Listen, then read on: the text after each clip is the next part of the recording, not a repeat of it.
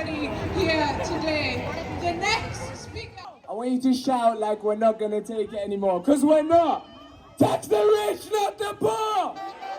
Today's protest is really about the way this country is being run and the fact that the austerity policies that we've been suffering over the years are bringing our public services to their knees.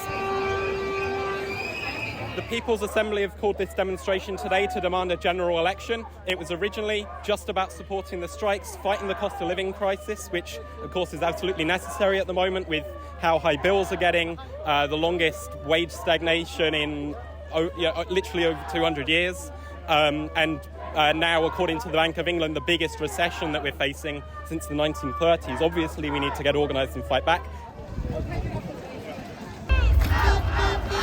Windfall tax on the excess profits for energy companies, which Shell chief executive has requested the government to make. Investment going into the clean energy. We're an island, for goodness sake. Invest in tidal, invest in solar, invest in wind.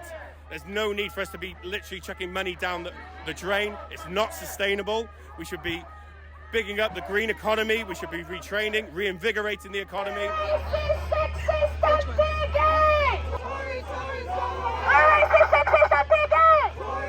Well, I think if they're not going to make that decision and call a general election, then we are going to strike. We're going to organise protests, general strikes, to make this country ungovernable for them, to give them no choice but to call an election.